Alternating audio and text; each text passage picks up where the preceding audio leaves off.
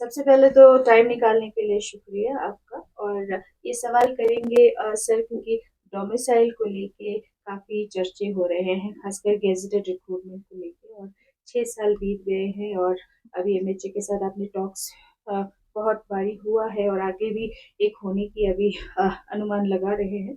तो वही डोमिसाइल के हम सवाल करेंगे। और आपने हाल ही में एक्स एमपी का इंटरव्यू भी देखा है और साथ में कल एक डिबेट में यूथ मोर्चा के जो स्टेट प्रेसिडेंट रहे हैं टिल्ले जी, उन्होंने ये क्लेम किया है कि एक्स एमपी ने बार बार एक मीटिंग में जहां आप मौजूद थे, हिज एमिनेंस चिकसे रिम्बोची मौजूद थे और भी बड़े जो बड़े लीडर्स थे वेटलिन वो भी मौजूद थे, जिसमें उन्होंने ये कहा कि 1954 का अगर उससे अगर डोमिसाइल को लिया जाता है तो उस पे जो है लीडर्स ने नहीं माना। और लीडर्स का ये भी कहना था कि डोमिसाइल बिल्कुल लद्दाख के लिए जरूरत भी नहीं है। तो उस पे क्या कहेंगे सर? एक तो मैंने ये जो इन्होंने अभी हाल ही में जो एक इंटरव्यू में ये क्लेम किया कि हमने 1954 का डेडलाइन जो है या उसका कट ऑफ डेट हमने माना नहीं। 1954 वाला तो मैंने कल ही सुना, इससे पहले मैंने कभी सुना ही नहीं। और मैं अकेला नहीं, उसमें और भी बहुत सारे हमारे तुल्तान साहब, खनपो रिम्पोचे जी और बहुत सारे लोग थे।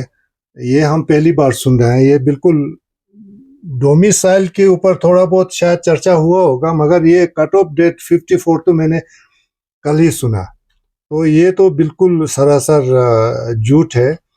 और जो अभी कहाँ टिका हुआ है वो लोगों को समझना बहुत ज़रूरी है। रिजर्वेशन के बारे में 85% के ऊपर गवर्नमेंट के साथ सहमति बन गई है। अब सिर्फ रहता है 15% जो कि ईडब्ल्यूएस 10% और 5% डोमिसाइल।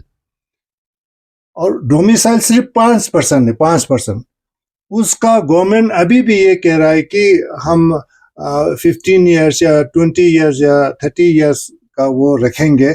उस पर हम बिल्कुल नहीं माने हैं हमने। और पिछले बार जो जम्मू में 2 बार हमारा होम मिनिस्ट्री के साथ बात हुआ था, उसमें केडीए के लोग भी थे, जोरा रिगजिन साहब भी थे हमारे। तो हमने 1989 जिस साल हमें एसटी मिला था उसका कट ऑफ डेट हमने प्रपोज किया गवर्नमेंट को। और उस वक्त वो फाइनल तो नहीं हुआ था, मगर उन्होंने इसको रिजेक्ट भी नहीं किया। लेकिन अभी भी मुझे लगता है कि गवर्नमेंट इंसिस्ट कर रहा है कि 15 साल या 20 साल 25 साल उस पर मान जाना चाहिए। तो उस पर हमने बिल्कुल सहमति नहीं दी है और वो हम बिल्कुल उस पर अभी भी टिके हुए हैं। हमने कहा कि 1989 जो है वो कट ऑफ डेट होना चाहिए। सर, बीच में कुछ डॉक्यूमेंट्स भी सोशल मीडिया पे वायरल हो रहा था इस डोमिसाइल को लेके, उस पे क्या कहेंगे? उसमें क्या हो रहा था जी? एक डॉक्यूमेंट जिसमें ये ड्राफ्ट है करके कुछ तकरीबन 1-2 हफ्ते जिसमें पहले जेके जो जम्मू कश्मीर के डोमिसाइल है उसी को अप्लाई किया जाएगा लद्दाख में भी। उसका बीच में स्टूडेंट्स ने भी प्रेस कॉन्फ्रेंस किया था और साथ में एलबीए के यूथ प्रेसिडेंट भी इसमें शामिल थे। तो वो सोशल मीडिया पे वायरल हुआ, जिसका कोई गवर्नमेंट की तरफ से नोटिफिकेशन तो जारी नहीं था। हमने भी उसका वो किया। मेरे ख्याल में ये बीच बीच में कुछ ऐसे लोगों का रिएक्शन जानने के लिए शायद गवर्नमेंट ये करता होगा, लेकिन उसको मानने का तो कोई सवाल ही पैदा नहीं होता है। मसला वही है कि हमने शुरू से ही जेएनके का जो मॉडल है डोमिसाइल का, उसको शुरू से ही हमने रिजेक्ट किया है। और आप लोगों को याद हो, वेटरन लीडर ने इसी मसले पर उसको रिजेक्ट करते हुए सबसे पहले उस पर उसको रिजेक्ट किया था, जिसमें खम्पो रिम्पोचे जी थे, तुल्तान साहब थे, जोरा रिगजिन साहब था और मैं था। तो हम चारों ने उसको पूरा रिजेक्ट किया था। तो ये इसको मानने का तो सवाल ही पैदा नहीं होता है। सर, एक तो कहा जो कट ऑफ डेट 1954 की जो उन्होंने बताया कि उन्होंने आपके साथ डिस्कस हुआ था, उनका एक प्रपोज उन्होंने किया था, उस पे आपने मना किया, अभी आपने कहा उस पे कभी इस तरह की बातचीत नहीं हुई। तो क्या आपने ये भी कहा मीटिंग में कि डोमिसाइल की लद्दाख में जरूरत ही नहीं है?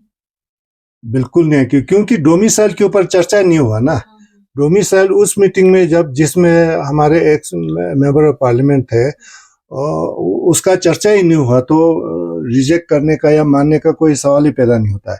और सबसे पहले तो मैं लोगों को ये इस बात की तरफ मैं ध्यान दिलाना चाहूँगा कि हमारे एक्स एमपी साहब अभी आज के डेट में ये बात कर रहे हैं कि हमने ये 1954 नहीं माना है, लेकिन मैं उनको ये बात याद दिलाऊंगा, उन्होंने सिक्स शेड्यूल सबसे पहले लद्दाख में six schedule government of India देने जा रहा, वो हमारे एमपी साहब ने कहा था, तब के एमपी ने, और वो इलेक्शन भी इसी मुद्दे पर जीता था। लेकिन सबको पता है कि उसके बाद उनके मुंह से सिक्स शेड्यूल के बारे में कुछ निकला नहीं।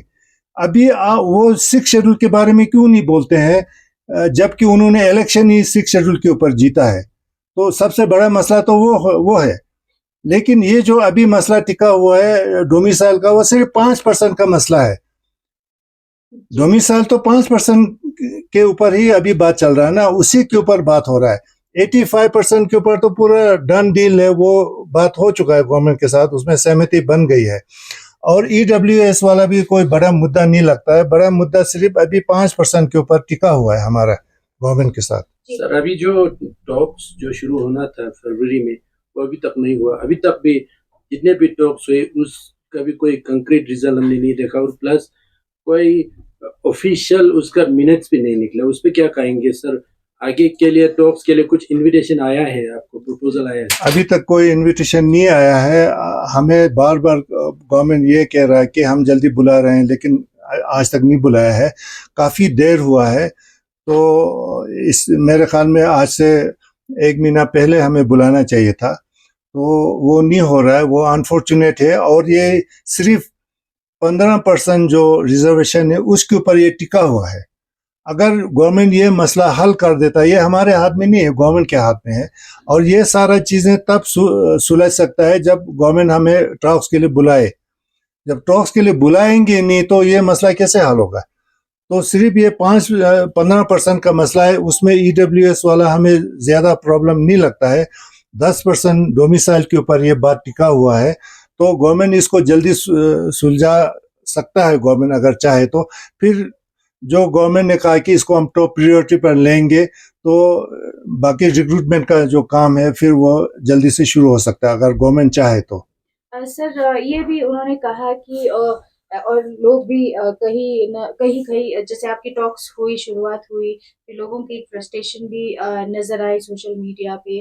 वो ये भी मान रहे थे कि जब भी आप टॉक्स पे जाते हैं एमएचए के साथ, जब आप बाहर जाते हैं, तो हमेशा आप ये कहते नज़र आए हैं कि टॉक्स जो है सैटिस्फैक्टरी रहा है। तो उनका ये भी मानना है कि अगर सैटिस्फैक्टरी रहा है तो आउटपुट क्यों नहीं आ रहा है।